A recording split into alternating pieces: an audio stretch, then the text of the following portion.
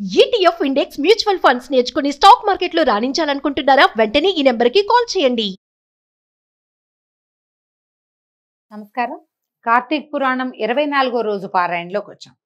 అత్రిమునీశ్వరుడు, అగస్త్య మహాముని వారిద్దరి యొక్క సంవాదాన్ని వశిష్ఠ మహర్షి జనక రాజర్షికి చెప్తున్నారు కదా.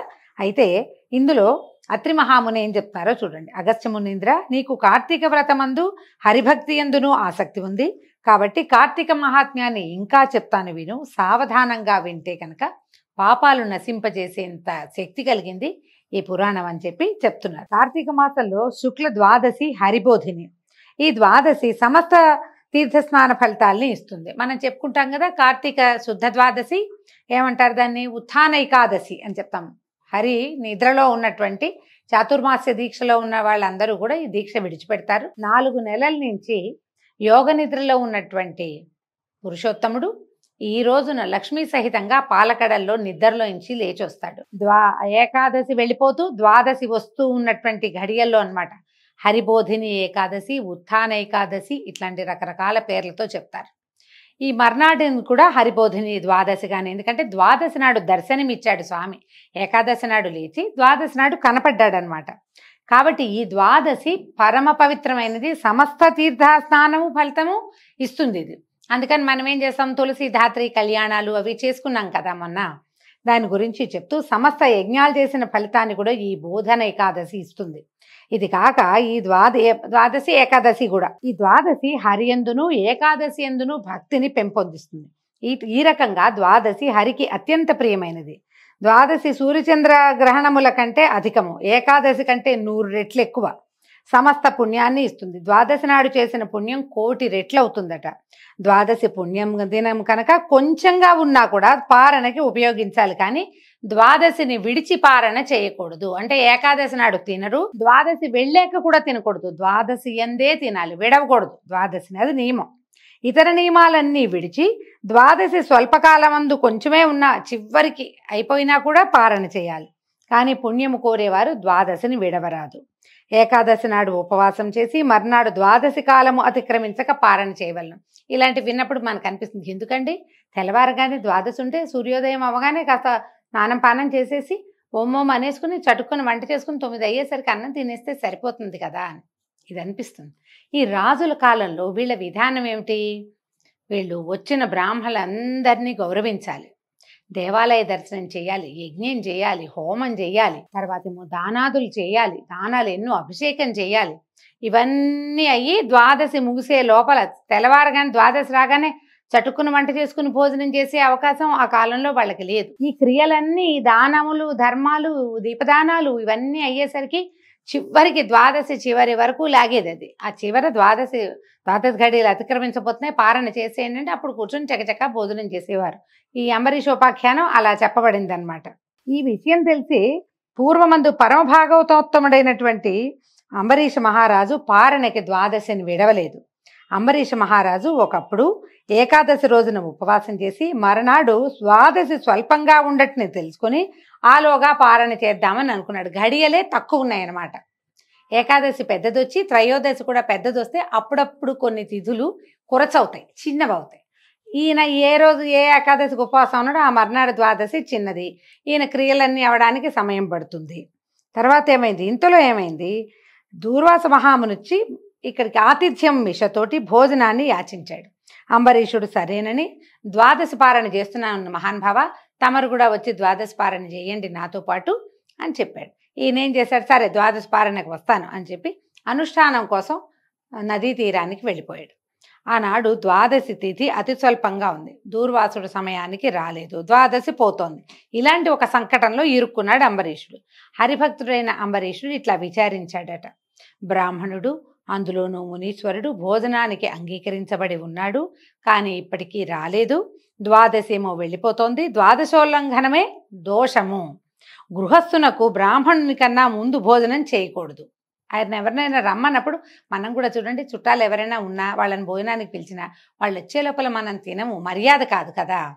అయితే ఇప్పుడు చేయకూడదు. బ్రాహ్మణుడి కంటే ముందు కనుక నేను భుజించానా కోపించి అగ్నితో సమానుడై శాపాన్ని ఇస్తాడు. ఇప్పుడు ఏ విధంగా నాకు కుశలం కలగదు, ఎలాగూ రిస్కే ఇది. ఉపవాసం అందు ఎట్లు ఏకాదశిని విడవరాదో అట్లే పారణయందు ద్వాదశిని విడువరాదు. ద్వాదశిని విడిచిన ఎడల హరిభక్తిని విడిచిన వాడగును. ఏకాదశి నాడు ఉపవాసం చేయక ఏ దోషానికి పాత్రుడవుతాడో, ఒకవేళ ఉపవాసం చేయకపోతే ఎలాంటి దోషమో, ద్వాదశిని విడిచి పారణ చేసినా అలాంటి దోషమే వస్తుంది. కాబట్టి పైగా ఇలా పారణ గనక అతిక్రమిస్తే 12 ఉపవాసాల ఫలితం పోగొట్టుకుంటాడట. హరివాసరము పుణ్యదినము గాన విడువరాదు. దాన్ని విడిస్తే పురుషునకు పుణ్య సంచయము చేకూరదు. అనేక జన్మములందు చేసిన పుణ్యము హరివాసరము విడిచిన ఎడల నశించును. దీనివల్ల జరిగే పాపానికి అంటే పోగొట్టుకునే పుణ్యానికి మితి లేదు, వచ్చే పాపానికి నివృత్తి లేదు. ఇప్పుడు ఏం చేయాలి? దీన్ని కనుక విడిచిపెడితే హరిభక్తిని విడిచిపెట్టినట్టే. కాబట్టి హరిభక్తిని విడవటమే నాకు భయము. ఇలాంటి సంకటంలో ఆయన విష్ణువుని పోగొట్టుకునే బదులు పారణ చేయటం మంచిది అనుకున్నాడు. బ్రాహ్మణ శాపం వల్ల భయం లేదు, శాపం వల్ల కల్పాంతము దుఃఖం వస్తే రానియి, ద్వాదశిని విడిస్తే ఏకాదశులు కూడా పోతాయి నాకు. కాబట్టి ఇంత ఆలోచించి ఈయన ఏం చేశాడు, ఏమనుకున్నాడు, ఒకవేళ ఆయన వచ్చే లోపలే నేను భోజనం చేసేస్తే దీనివల్ల హరిభక్తి నిలబడుతుంది, ఆ విధంగా హరే నన్ను కాపాడుతాడు, విష్ణువే నన్ను కాపాడగలడని బాగా ఆలోచించుకున్నాడు. ముందు వెనక ఎగదీస్తే గోహత్య, దిగతీస్తే బ్రాహ్మణ హత్య. ఏం చెయ్యాలో తెలియలా, చేయాలనిపించేస్తుంది, భయంగా ఉంది. అప్పుడు వేదవేత్తలైన బ్రాహ్మణుల్ని ఇట్లా అడిగాడు, ఓ బ్రాహ్మణోత్తములారా వినుడు, దూర్వాసుడు భోజనమునకు వచ్చేదనని అనేను, నేను అంగీకరించి తిని ఇప్పటికీ రాలేదు. ద్వాదశి పోతున్నది గనక బ్రాహ్మణుని కంటే పూర్వం భోజనం చేసినందున బ్రాహ్మణాతిక్రమము, ద్వాదశిలో పారణ చేయకపోతే ద్వాదశి అతిక్రమణము కలుగుతుంది కనుక మీరు బలాబలాలు విచారించి ఏదైనా ఒక ఉత్తమ మార్గాన్ని తెలియజేయండి అని అడిగాడు. వీళ్ళంతా బాగా ఆలోచించారు బ్రాహ్మణులు. ధర్మబుద్ధితో ద్వాదశి యొక్క గొప్ప, ఆ తర్వాత ఏమో అతిథిగా వచ్చిన బ్రాహ్మణ యొక్క గౌరవ లాఘవం, వీటిని ఆలోచించారు. బ్రాహ్మణులు ఏమంటారంటే, సమస్త భూతముల యందు ఉంటే ప్రాణుల యందు అగ్నిరూపుడైన ఈశ్వరుడుండి భక్ష్య భోజ్య చోష్య లేఖ్య రూపంలో అన్నాన్ని భక్షిస్తాడు. మన లోపలే ఉంటాడు. ప్రాణినాం దేహమాశ్రిత అని చెప్తారు భగవద్గీతలో. లోపలే అగ్ని రూపంలో భగవంతుడు ఉంటాడు. ఆయన ఏం చేస్తాడు, మనం వేసిన అన్నాన్ని ఆయన తీసుకుంటాడు. ప్రాణవాయువు వలన జఠరాగ్ని ప్రజ్వలితమవుతుండగా జంతువులు అన్నాన్ని కోరే ఆకలి పుడుతుంది. ఈ లోపల ఉన్న మంట దేనివల్ల వస్తుంది? ప్రాణవాయువు, ఆక్సిజన్ తీసుకుంటాం, దాంతో రేగి ఇంకా ఆకలిస్తూ ఉంటుంది. ప్రాణవాయువు చేత కొట్టబడినటువంటి జఠరాగ్ని సంతాపాన్ని చేయటాన్ని, దాన్ని తగ్గించటాన్ని క్షుత్పి అది ఎట్లా లోపల మండటాన్ని క్షుత్తు పిపాస అంటారు. ఆకలి దాహము దేనివల్ల వస్తాయి? ఈ ప్రాణవాయువు బాగా లోపల కదలటంతో లోపల ఉన్న అగ్ని రేగి మనకి దాహం వేస్తుంది, ఆకలిస్తుంది.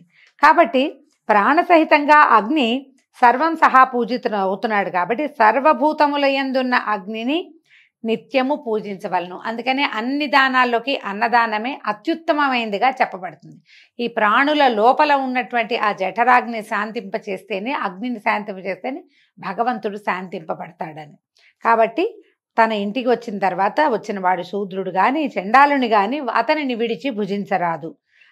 సాక్షాత్ ప్రథమ వర్ణమైన భూసురుణ్ణి విడిచి భుజించరాదని వేరుగా చెప్పవలసిందేమిది? బ్రహ్మ నుంచి జన్మించిన వాడు బ్రాహ్మణుడు, ఈ వచ్చిన దూర్వాసుడు, అందులో మహాముని, ఆయన తినకుండా నువ్వు తినకూడదు. గృహస్థు స్వయంగా అతిథిని పిలిచి అతిథి కంటే తను ముందు భుజిస్తే గనక పరమావమానం అవుతుంది, అది తప్పు. భూసురావమానం చేత ఆయుష్, ఐశ్వర్యము, కీర్తి, ధనము ఇవన్నీ నశించిపోతాయి. ఇదేమిటి అదేమిటి? మనసులో ఉండే కోరిక అంటే నీ సంకల్పితం అంతా, నీకేమేమి కావాలో అవన్నీ పోగొట్టుకుంటావు. భూసురులు అందరూ కూడా స్వర్గం ఉండేటువంటి దేవతలతో సమానం అని చెప్తారు. భూసురుడు అంటే బ్రాహ్మణుడు అని చెప్తున్నాడు అనమాట. భూసుర అంటే అదే భూమి యందు ఉన్నటువంటి దైవం అన్నమాట. దేవతల్ని తిరస్కరించుట చేత అంతా నశిస్తుంది. జాతి మాత్రం చేతనే భూసురులు దేవతలతో సమానులు. ఈ దూర్వాసుడేమో తపోవంతుడు కాబట్టి ఈయన విషయం ఇక చెప్పేదే లేదు. కాబట్టి ఈ భూసురుడు కోపం చేయకపోయినా భూసురుని కంటే ముందు ఆయన ఒప్పుకున్నా కూడా నువ్వు ఆయన కంటే ముందు తినకూడదు, పర్వాలేదు మీరు తినేయండి, మీరు కానివ్వండి అంటారు. అలా కూడా తినకూడదట. ఈయన వస్తానని చెప్పి రాకపోవడం చాలా అన్యాయం. ఈయన ఎందుకు రావటం లేదు? ద్వాదశి లేదు, దానికి లేదు. ద్వాదశి పారను విడిచిపెడితేనూ పాపమే, ఈ బ్రాహ్మణుడిని విడిచిపెట్టినా పాపమే. కాబట్టి రెండూ సమానంగా ఉన్నాయి. ఇందులో లఘుత్వము గురుత్వం లేదు, ఒకటి ఎక్కువ ఒకటి తక్కువ కాదు, రెండూ సమానమే. కాబట్టి మేమేమి చెప్పలేం. ద్వాదశి కాలంలో పారణ చేయకపోతే హరిభక్తి లోపిస్తుంది, పారణ చేస్తే దూర్వాసుడు శపిస్తాడు.